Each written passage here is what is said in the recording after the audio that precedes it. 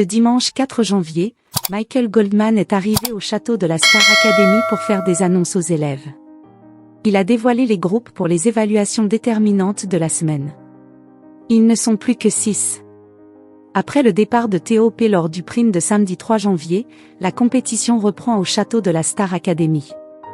À peine ont-ils eu le temps de se remettre de leurs émotions que les élèves ont reçu la visite de Marlène Schaff.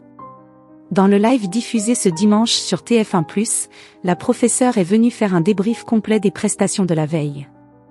L'occasion pour les jeunes chanteurs de se confier à propos de leurs expériences, comme l'a fait Bastien en révélant son mal-être qui le ronge depuis quelques semaines. Après le départ de Marlène Schaff, c'est Michael Goldman, le directeur, qui est venu faire ses traditionnelles annonces aux académiciens. Comme il l'a révélé dans l'after du prime, cette semaine est celle des défis des professeurs.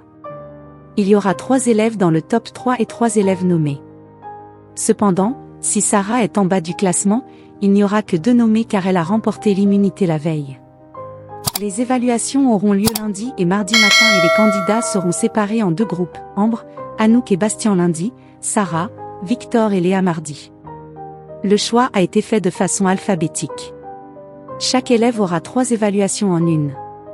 En plus d'interpréter une chanson, il devra préparer une chorégraphie sur un bout de ce titre et préparer une scène sur 1 minute de cette même chanson. Un challenge de taille pour les académiciens qui ont très peu de temps pour se préparer. Évidemment, pour une raison d'équité, Victor, Sarah et Léa découvriront lundi les 5 chansons qu'ils pourront choisir pour leurs évaluations. De leur côté, Ambre, Anouk et Victor avaient le choix entre Chaque seconde de Pierre Garnier, Cassé de Nolwenn Leroy, Un jour je marierai un ange de Pierre de Maher, Christine de Christine and the Queens et Si je m'en sors de Julie Zenati. Anouk a choisi cette dernière, Ambre chantera Cassé et Bastien hésite entre le titre de Pierre de Maher et de Christine and the Queens, mais penche pour le premier. La pression est forte pour les élèves car l'immunisé du prime sera le premier demi-finaliste de la saison.